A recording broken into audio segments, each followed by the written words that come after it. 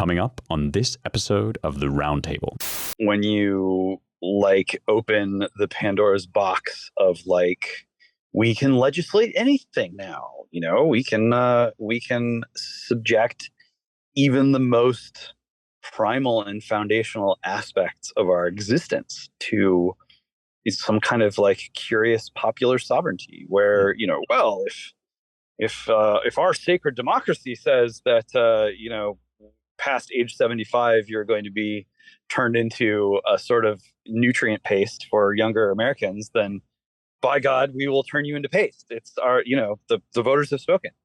So that's not super shocking. And, especially in Wisconsin, I mean, you look practically next door in South Dakota, and you see this is sort of where big trans has really gotten its tentacles just around, the fundamental institutional infrastructure of that state. So red America is not really as red as people might think in some cases.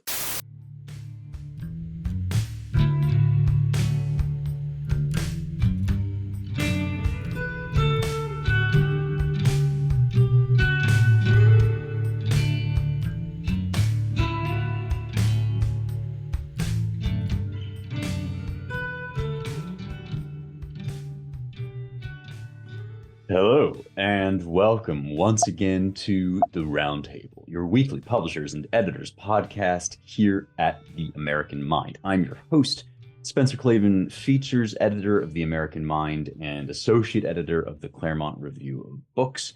Today, I am joined by managing editor Seth Barron and editor James Poulos. We've got a lot of different topics to cover today, each one, I think, indicative in miniature of some larger trend. So these are going to be local stories with one sort of exception that get us into talking about some trends that will probably continue on through the presidential election and indeed beyond, God willing, should there be a beyond for our country. No, I'm only joking in a sort of dark way. I firmly believe and hope there will be a beyond. But I don't like the look of the beyond based on some of these stories, the first of which is that of the Tennessee Three. I wish that I could get my city out of the news. We're not doing so well in terms of why we're appearing in the national headlines these days. But here in Nashville, and more generally in the state of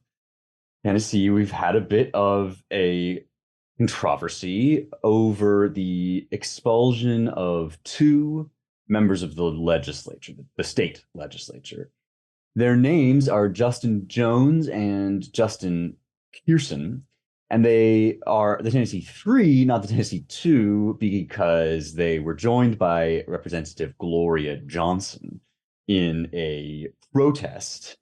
Some might say an insurrection, perhaps, that was mostly conducted by citizens, but in which these lawmakers joined in. They were on in the well of the legislature using a megaphone. The two guys that got expelled were, and demanding gun rights, gun control, gun reform, whatever you want to call it, demanding to restrict the kinds of guns that are available in the wake of the shooting, which we talked about 2 weeks ago now, the transgender female to male to the woman that shot up a school associated with a church out here in Nashville. Our own Peachy Keenan has pointed out, I think rather illuminatingly that, and also horrifyingly, that the left, the identity left, the woke left, has somehow managed to turn this violent massacre on the part of a deranged person acting out of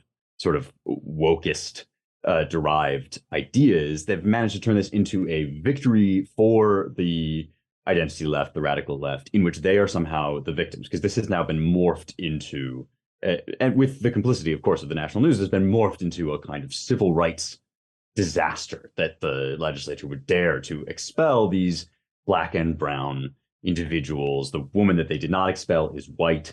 They apparently, they didn't kick her out because she didn't use the microphone, so she was somewhat less involved in the actual interruption of the business of the legislature. But this, of course, has been parlayed into a sort of neo-civil rights violation, and Pearson especially has emerged kind of as a national figure. The reason I say with some consternation this is indicative of what I think young politics is going to look like is because, I mean, there is a profoundly LARPing, that is live action role playing element to Pearson's rocketing into the national spotlight, to his career in general. Video has surfaced from his time at Bowdoin College, not in any way known for hosting, the oppressed of the oppressed, during which time he's sort of a clean cut. How to describe it? I mean, your typical, liberal arts college young man, clean cut, speaking in a very straightforward way. Today, he what can only be described as a sort of miniature afro hairdo and a fake, like, Memphis preacher sort of look and feel and sound. He was giving a sermon on the weekend in which he sounded like, oh, I don't know. I mean, he was obviously doing some sort of like Martin Luther King / Malcolm X impression. The whole thing is, like, to those with eyes to see, sort of appallingly fake, and yet it seems to be working on those whom PG identifies as its target audience, namely sort of nice, gullible white liberals who feel a sense of guilt. So I'm going to open the floor to this to esteemed crew to talk about the sort of sordid antics of this group. But this seems, I'll start us off by asking, this seems sort of indicative of a certain form of politics. No, I mean, it is kind of amazing that we've totally forgotten that what this is about is a disturbed transgender person shooting up a Christian school, and suddenly it seems to be about, like, the oppressive conservatives and their evil, whiteness. One question I have is whether it was a mistake on the part of the legislators to kick these guys out, not because they didn't richly deserve it, not because it was in any way out of keeping with order and decorum, but because they should have known better, or at least had a plan to deal with what was going to be the fallout. And there's sort of like a naivete involved with just thinking that, oh yeah, you can just treat this the way that they treated us during the January 6th kerfuffle and its aftermath, like, turning that into this insurrection and delegitimizing the political opposition.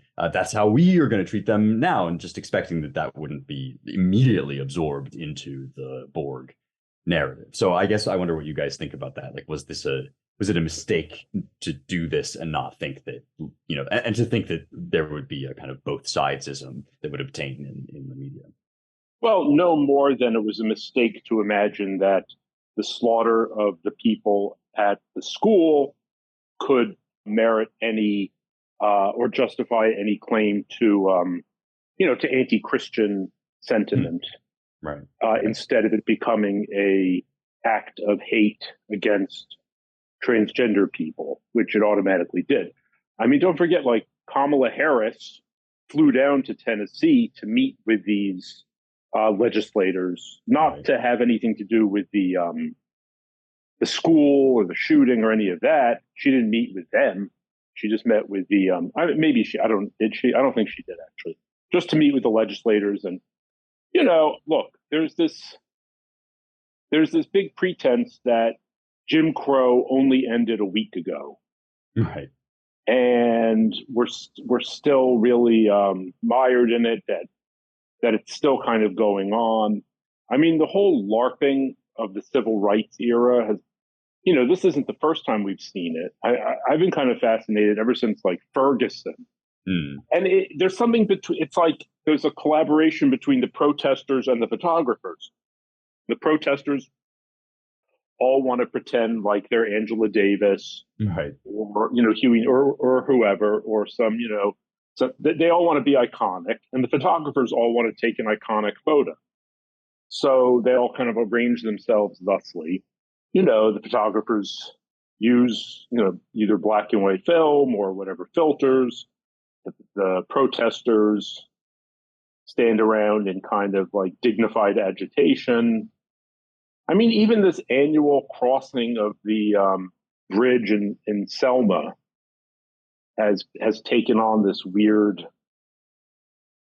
LARP type dynamic where they all stand and march across as though anybody is defying them, as though or preventing them. I mean, it's all like it's an official parade.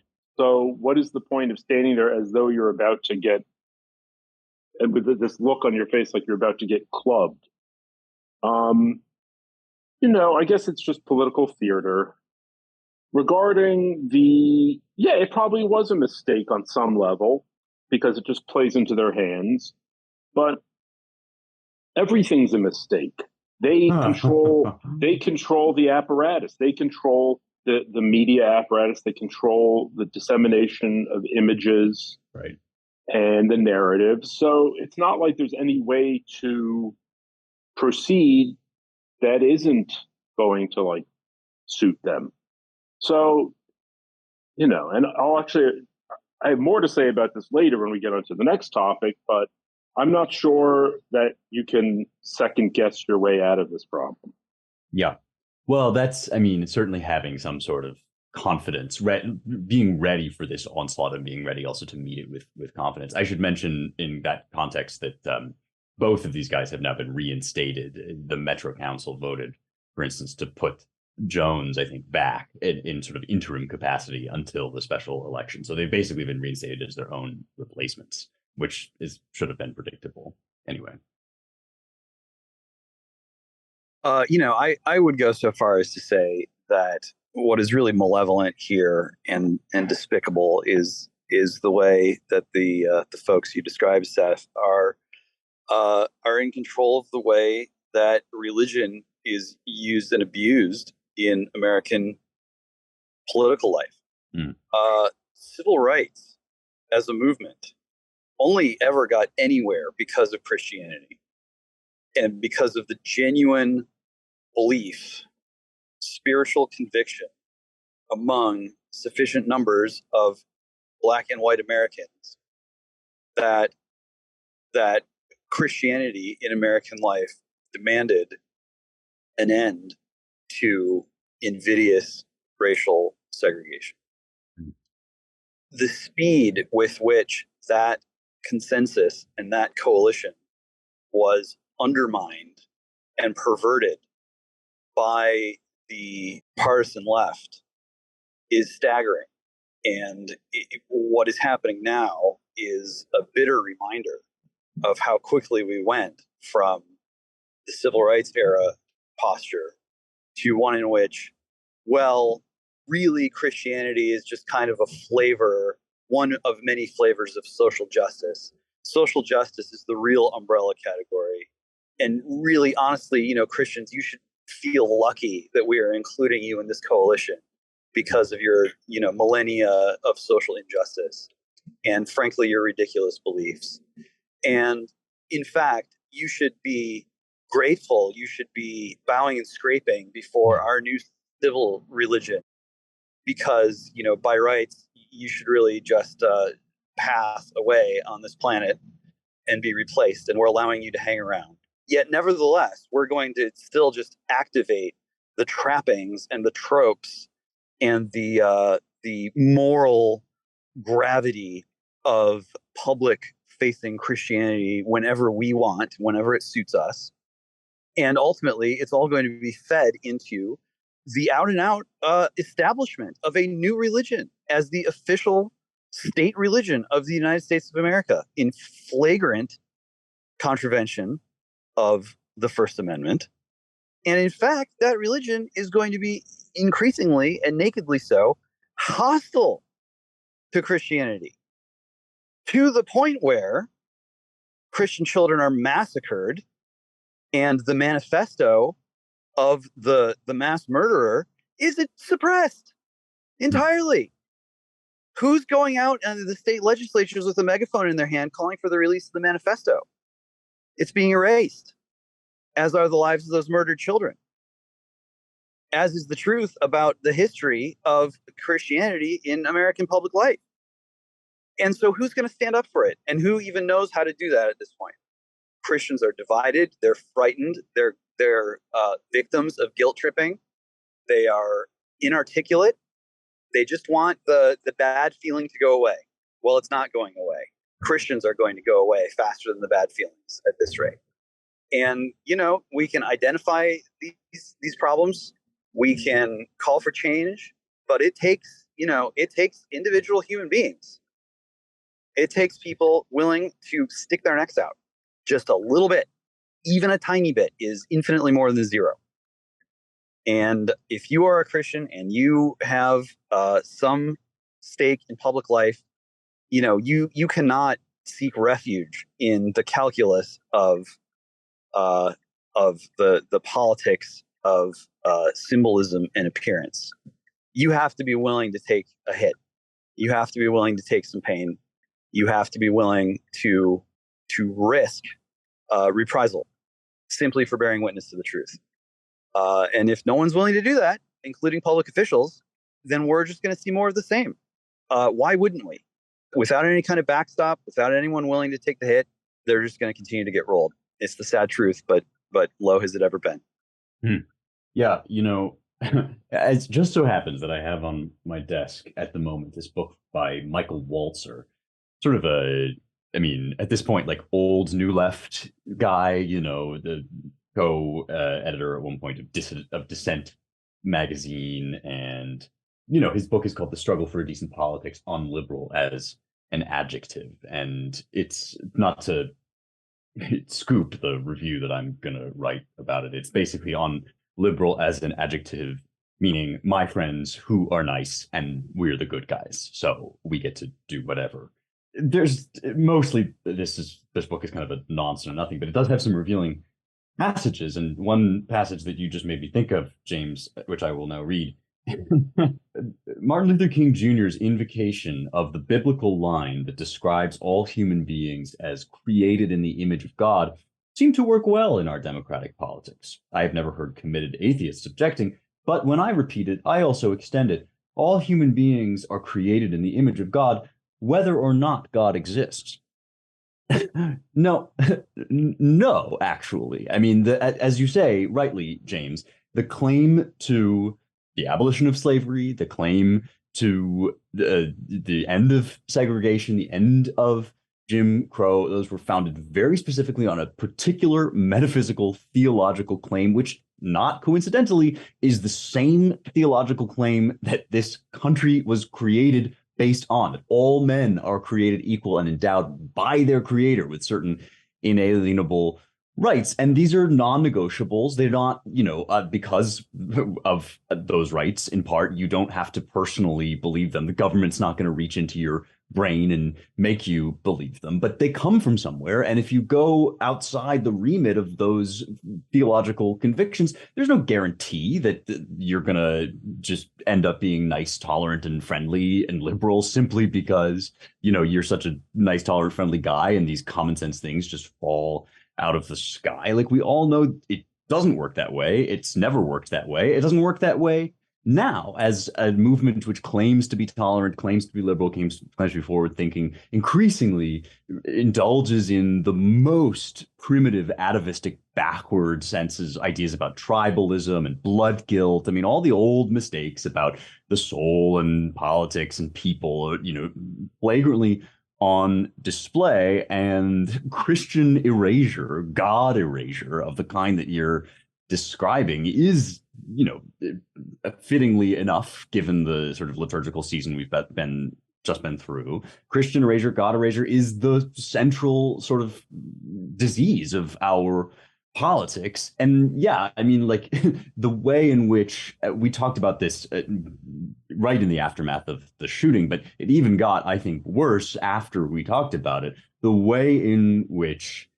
a transgender massacre of Christian children was immediately retconned in real time without any even pause to acknowledge anything to the contrary, was immediately retconned into the Christians basically deserved it because they're doing an oppression. And it's really getting, we've been very patient with you, but it's really getting to be time to just like not ever speak ill of the trans God, or you get whatever's coming to you. It was disgusting, but it was also an outright and sort of predictable consequence of the way that this religion without God is proceeding and has been proceeding. So yeah, I mean, like I agree with you, Seth. This is a rigged game.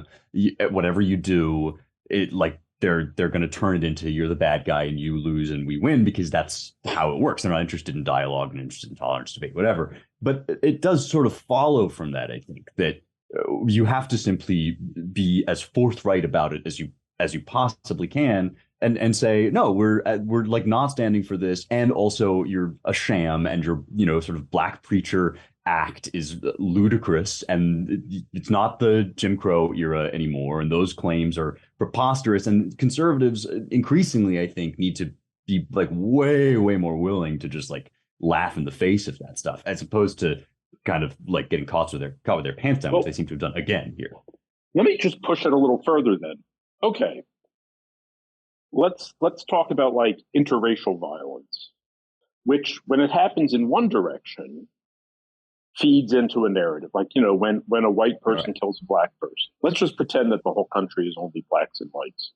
When a white person kills a black person, it's invariably given like a great deal of media attention. Yeah, Dylan Roof as like emblem of all Americans, essentially. Yeah, and there have been a few cases, like the case in the Buffalo grocery. It's not like it doesn't happen.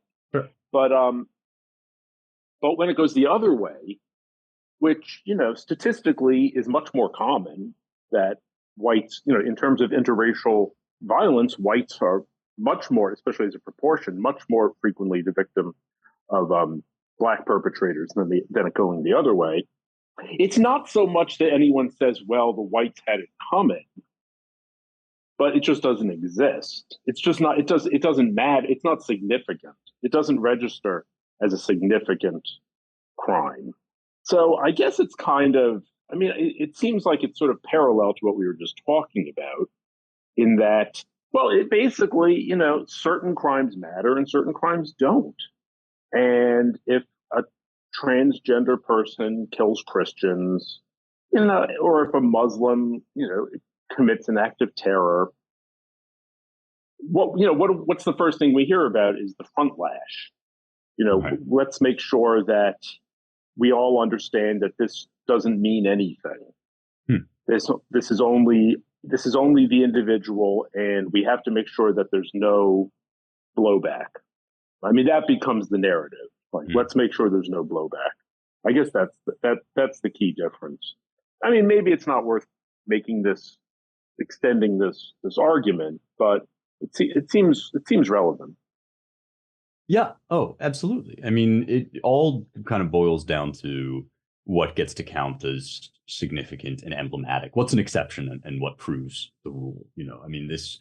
And we've seen them do this again and again in the way that they just define people out of categories when they don't work. Like, we've talked a bunch about this on this podcast, right? That, if you don't vote for me, you ain't black, was the Joe Biden version of it. And this works also at a narrative level too. Like, if you shoot up a school, you ain't really trans, or like your transness doesn't matter and it won't be talked about. And yeah, why haven't we seen this manifesto if not for fear? The other like argument for this would be for fear of copycats, essentially, that you don't want to inspire people. But it sort of feels as if like the media is inspiring people every day. As we've talked about this, like, the narrative is already out there to inspire people to do desperate and terrible things.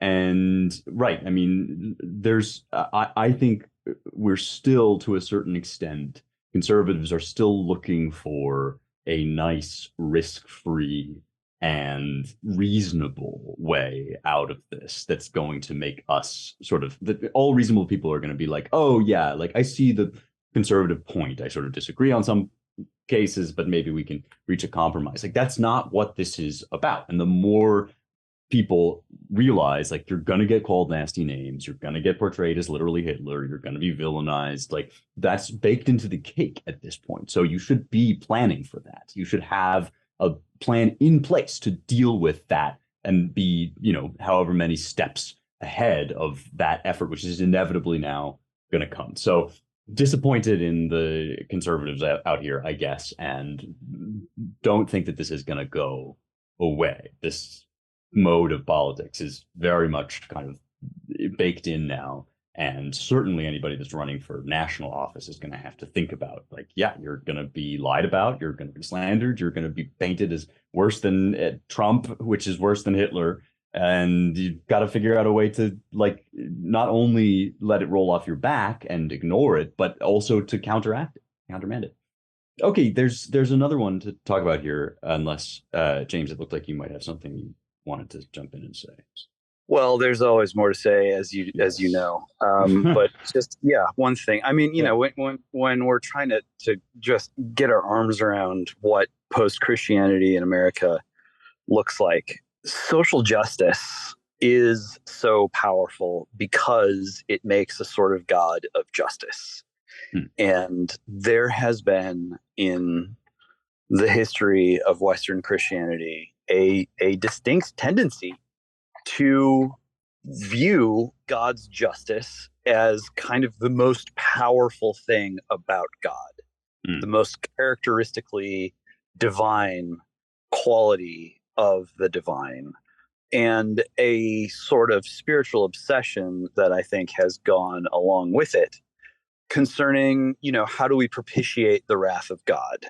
How do we ensure that we do not anger the Lord? And how do we ensure that, you know, that in some way we are sheltered from the Lord's anger, but also an understanding that, you know, actually, well, we do sin all the time and we do deserve God's wrath. And God's justice means our punishment for which we must atone, that we must accept that we are, you know, fallen, sinful creatures, deserve God's wrath, and will receive it unless we somehow propitiate that wrath. And you can see what happens when a robust theology of God's mercy as something even more divine than God's justice disappears from the equation and disappears from one's idea of salvation and punishment. And how, you know, as Christianity is sort of morphed into something else in American life, what you wind up with is large numbers of basically ex-Christians who really believe that it is their turn now to suffer. It is their turn now to be the bitch. It is their turn now to receive the sort of scourging and punishment and retribution that was, you know, that America's benighted minorities of various stripes bore in the past. I think that there is a real appetite among large numbers of Americans now for what they hope will be the purifying ordeal of spiritual punishment for their complicity in sin against perfect justice. And that is a force that it is very difficult to stop by political means. So, you know, for all the, you know, I mean, I'm certainly not going to turn around and minimize my call for Christian politicians to dare to risk a square inch of their own skin. But at the same time, you know, gosh, you can't change people's souls by passing better laws or by, you know, sort of fine tuning the right policies or trying to legislate your way out of it. It's not going to be that easy. It is going to require something deeper, something more cultural, and something that breaks the spell of justice as a substitute God, as a secular God. Because what we see now is that in the hands of those who are advancing that kind of public theology, it's retributive justice. And the punishment is there to be meted out, and the people who are there to receive it are clearly marked out. And that is something that they're not going to shy away from. So you're right, James. There is always more to say. There's Renee Gerard has entered the chat. There's a lot to discuss, but we should move on, and perhaps we will theologize further at another time. But I think, yeah, I mean, the justice of God directed at a particular group so that their sense of their own sinfulness can be exploited to subjugate them. Very powerful force if you don't believe in the mercy of God alongside it. let's talk about this Wisconsin Supreme Court election, because I mean, I always have questions, but I genuinely, I'm in a bit of an uncertainty about this. In Wisconsin, they've just had a very important Supreme Court election, which was won by the liberal judge Janet Protasiewicz, and she won over the former Supreme Court Justice Dan Kelly, who was a conservative. Now, this is the latest in a series of elections, state and local elections, where abortion was front and center. Wisconsin has a 1849 abortion ban, which went into effect upon the delivery of the Dobbs decision, and it will see an important challenge in the coming term. So, this election, which flipped the ideological majority from right to left, is just really seismic for Wisconsin, for the future, especially of abortion in the state. Protasiewicz foregrounded abortion, a word that I hate, so I shouldn't use it. Put abortion in the foreground of her campaign. This was obviously a high stakes and central issue in this election, which the conservatives have now lost. There are people making the case, and the case has been, I think, well articulated, that this indicates further that the conservative position on abortion is simply unpopular. Once you've given people something that they perceive now to be right, and certainly which they've experienced as a kind of goodie, you cannot simply take it away. Also, there was some ideological kind of ambiguity always in the pro-life movement about whether the leaders wanted a national ban or to, minimize abortion at every possible point, or genuinely to open it up to a kind of federalist approach to let the states and the voters decide. I think that in the wake of Dobbs, and I count myself here, that there was a lot of, I got very enthusiastic about, ending what I believe to be a genuine travesty and a moral abhorrence, namely the ending of the lives of unborn babies in the womb. And so, there was a lot of talk about constitutional amendments, about national movements, so on and so forth. I count myself among those people, but I'm not a politician. I'm here to sort of try to argue for what I believe to be actually intellectually right. Politicians have to make concessions, and it was always going to be the case that there had to be sort of a strategic approach to this issue, no matter what end game you adopted, although the end game is also, of course, part of the strategy.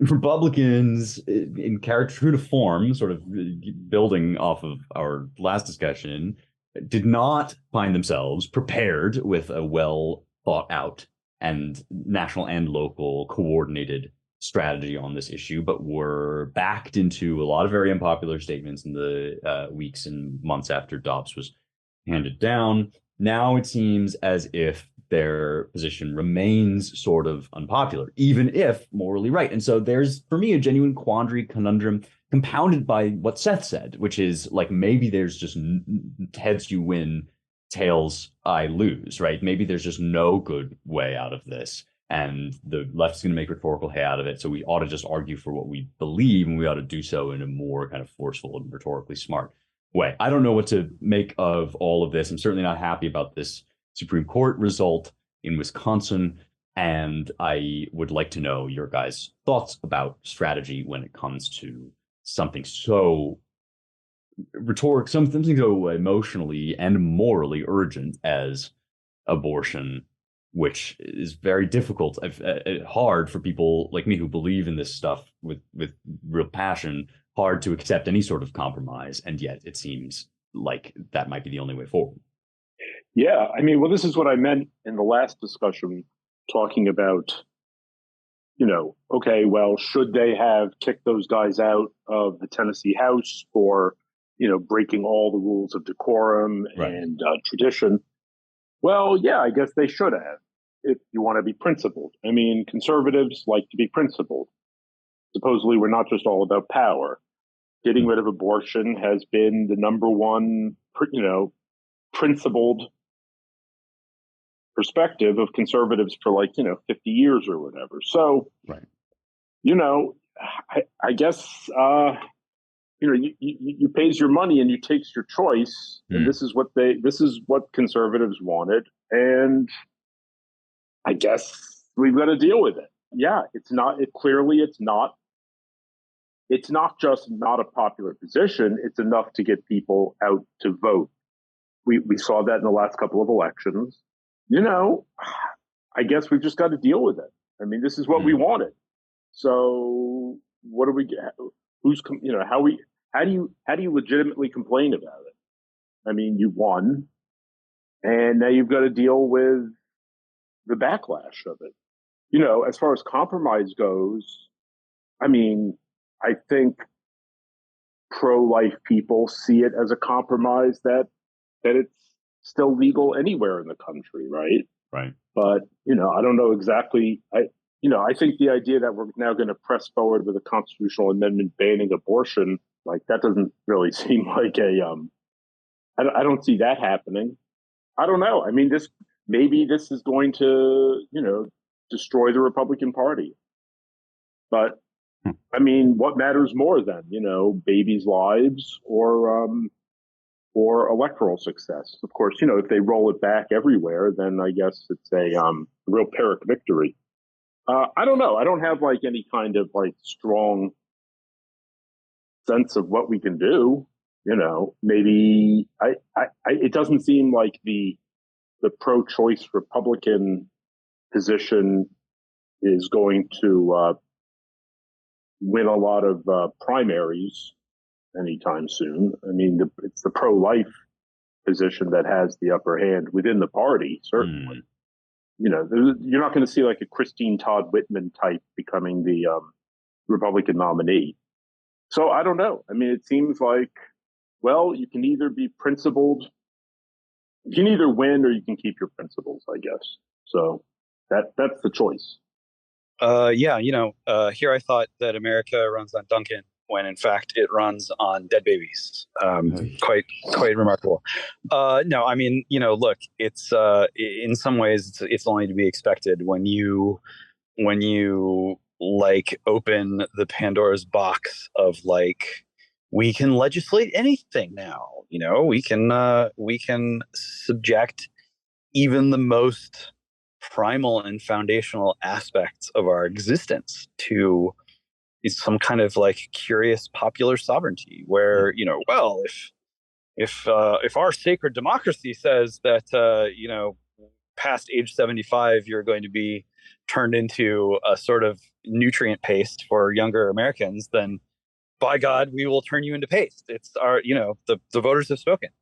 So that's not super shocking. And, especially in Wisconsin, I mean, you look practically next door in South Dakota, and you see this is sort of like where big trans has really gotten its tentacles just around, the fundamental institutional infrastructure of that state. So red America is not really as red as people might think in some cases. And it is curious, to say the least, that people who are so vociferous about retributive justice are so inclined to just hand wave away the reality of of what is in the box marked abortion, and the pattern of thinking that has come to dominate the abortion debate, such as it is, of course, like what happened to civil rights, extensible to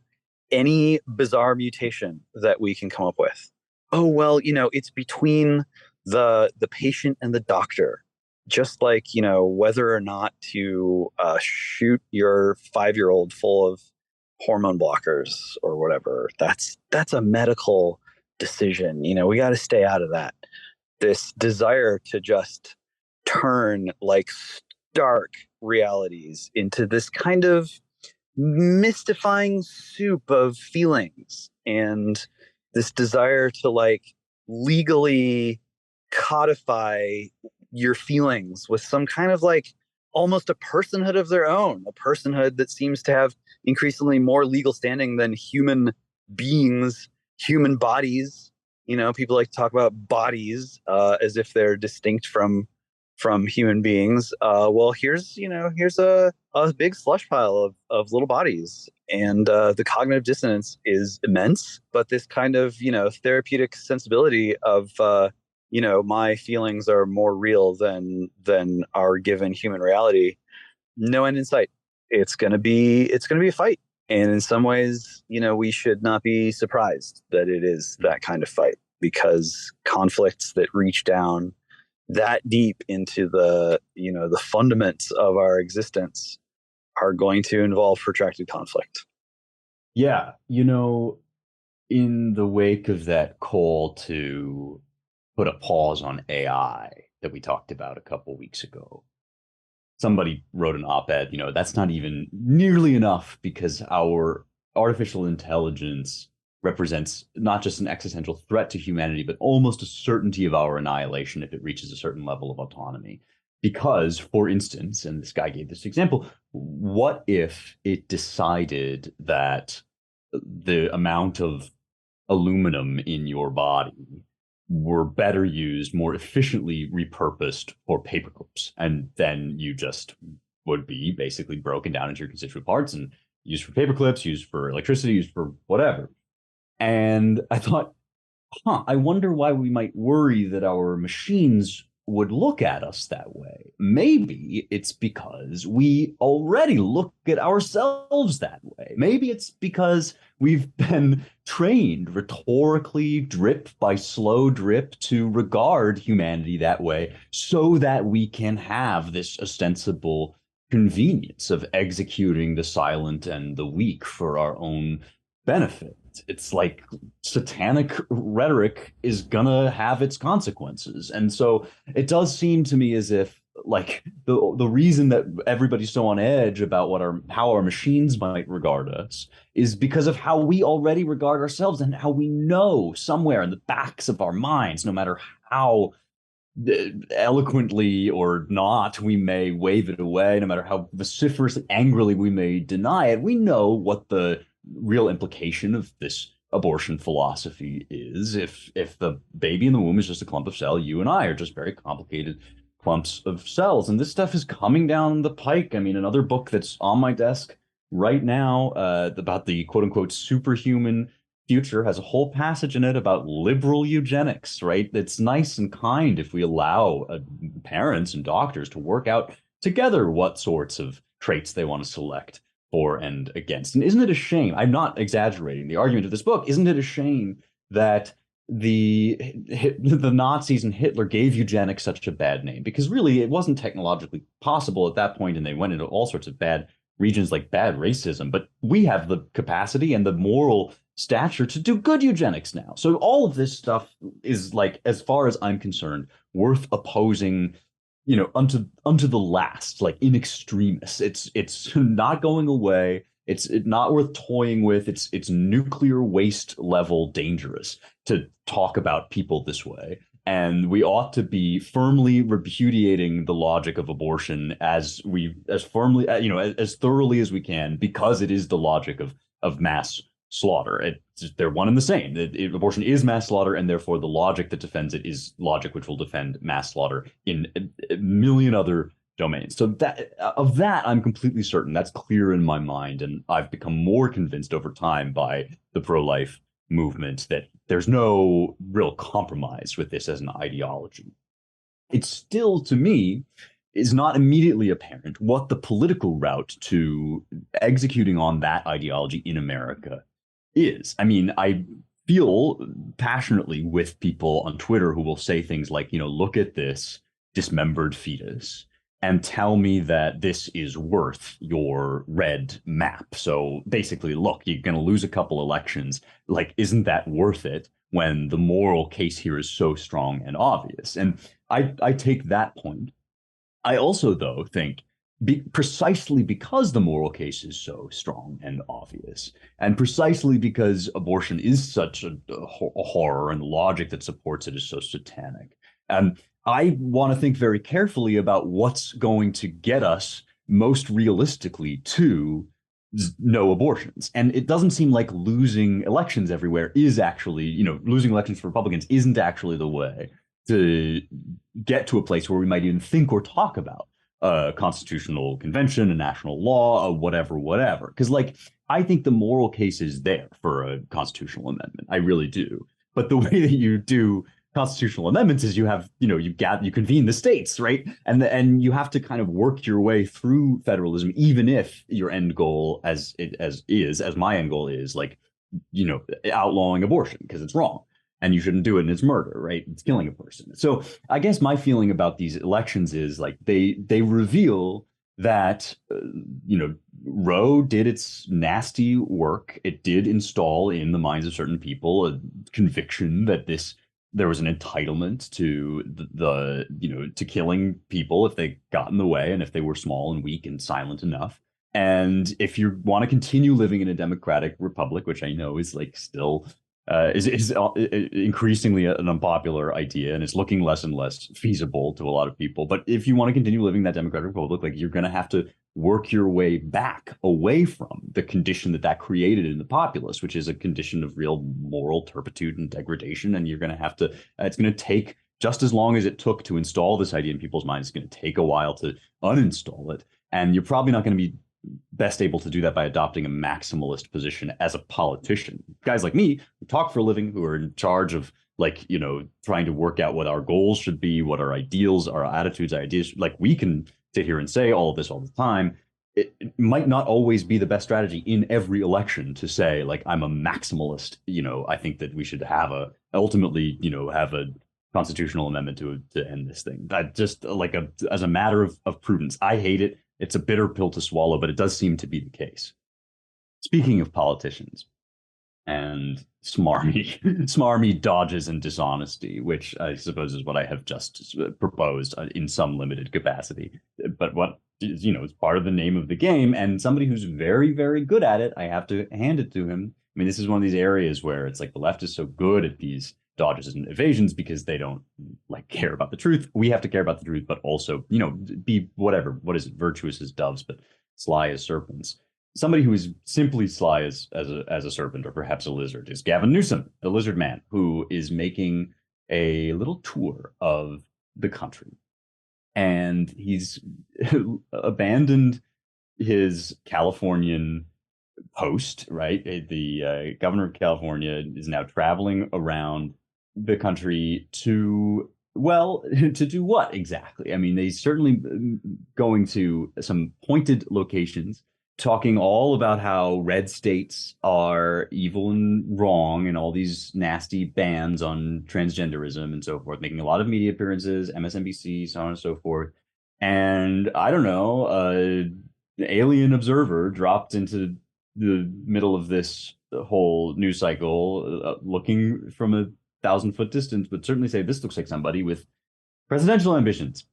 And that is compounded. Seth sort of reminded me off mic, this is compounded by the fact that there have been smoke signals sent up on the left about what that we all now have a new hymnal to sing from, and Biden is sort of out. Stephen Colbert made fun of his mental capacities recently.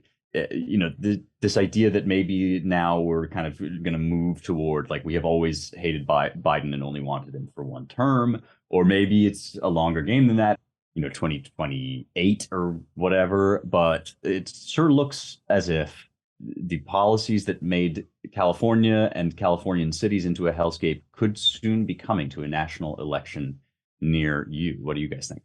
Well, I would say that, the Joe Biden is supposed to be the last straight white Christian male president of the United States. And if Gavin Newsom, I'm not exactly sure how he would describe himself, at least in terms of religion or what is lurking under the surface sexually for him. But, he checks enough of those naughty boxes that if he has a real hope of ascending any higher politically in life, he's got to get to it. He's got to get cracking. And so I think that his activity right now reflects his awareness of the urgency and the need to get out ahead of the pack before, whether it's an AOC type or someone else becomes the it identity representative of the cycle. Justin Pearson, for instance, just as an example. Yeah.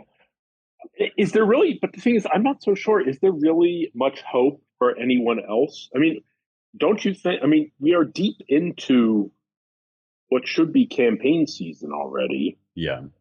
No one has emerged to rival Biden, and he hasn't even announced.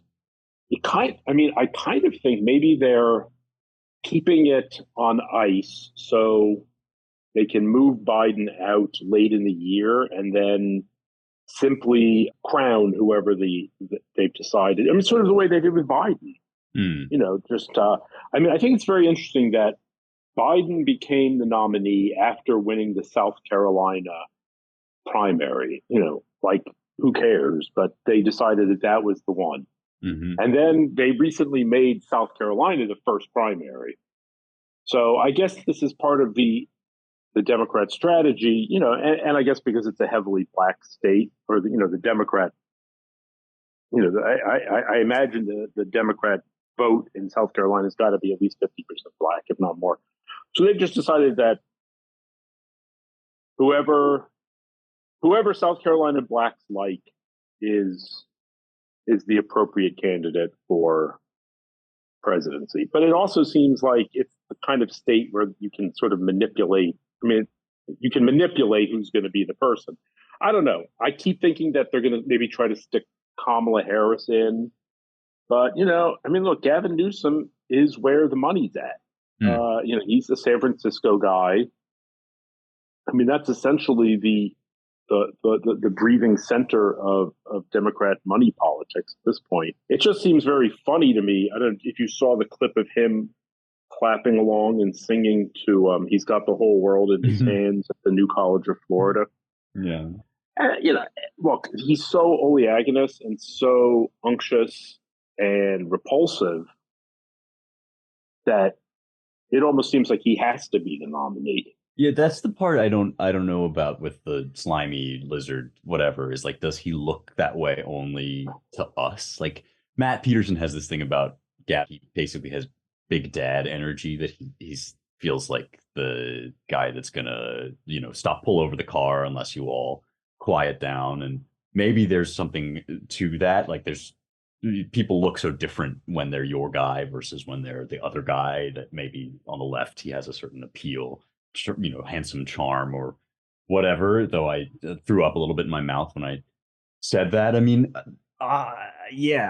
the left has this interesting dynamic going on. It seems that they've got these fanatical ideologues who make up really the energy of the party internally, the AOCs of the world, the Justin Pearsons, the trans extremists, whoever, that whole woke vanguard seems to set the agenda, seems to ventriloquize Joe Biden regularly. The administration's sort of public press releases are indistinguishable from what you would read at a women's studies seminar at Kenyon or something. And so that dimension of the party seems extremely powerful, rhetorically, energetically, and yet they also have what we've kind of been talking about this whole podcast episode. They have this incredibly efficient party political machine that involves backroom deals, that involves, brokering kind of different power dynamics within the party among leadership, that involves basically getting somebody that they think they can spin effectively into whatever they need. In 2020, it was not Trump, right? And so they got this kind of Biden figure.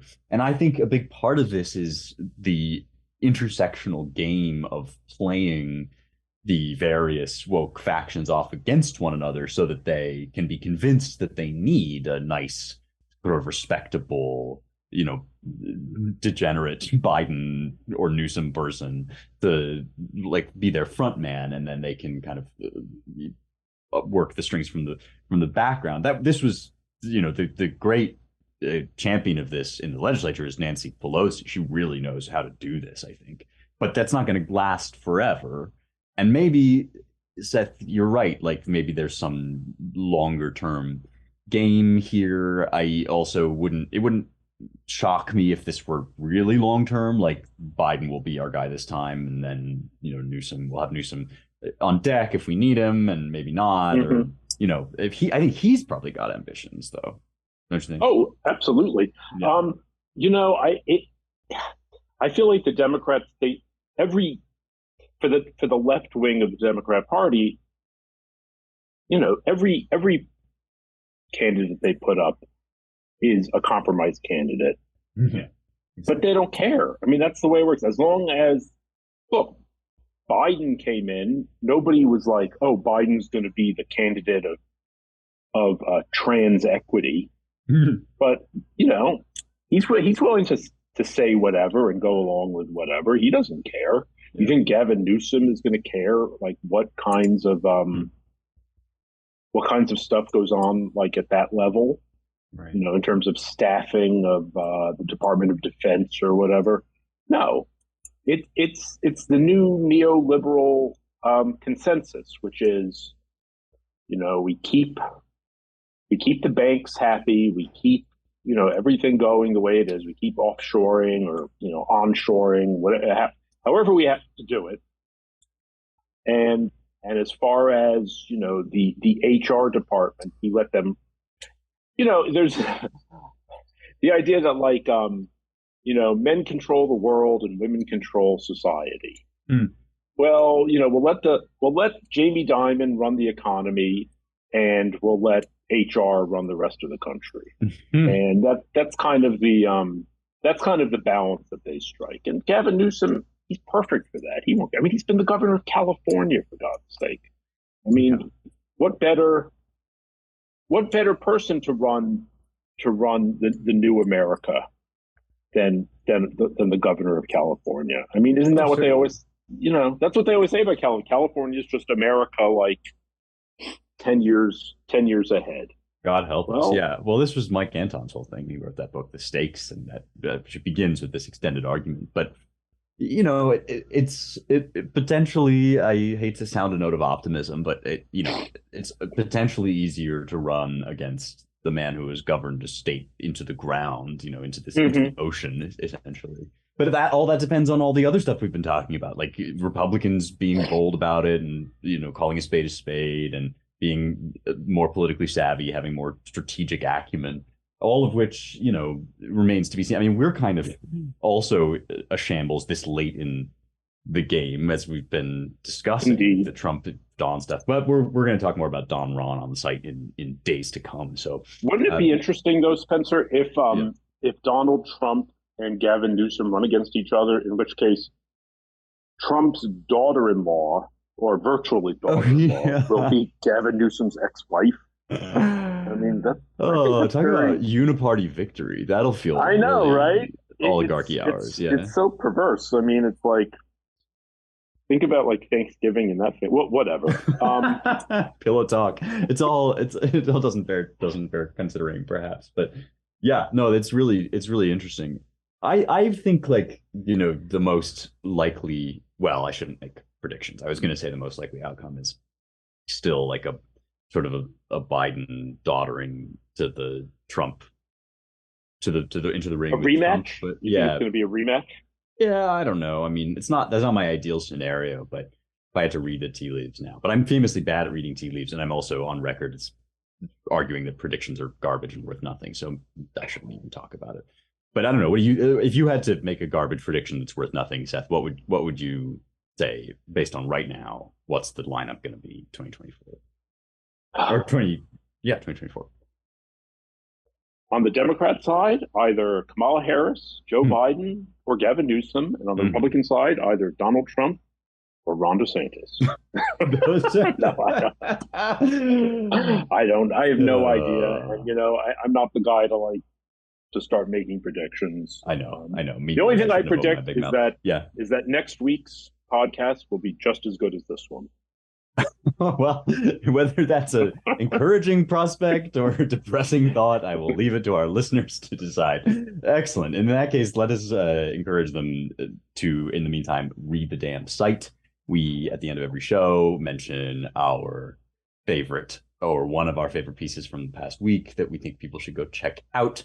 There's a lot this week that I really like. I'm going to plug, and I think I'm allowed, as long as the person's not on the podcast, I'm allowed to plug one of our own guys, and I'm going to plug Mike Sabo, whom I mentioned last week as the kind of lead pen on our editor's note, but he's got his own piece up. Is this your radicalization moment?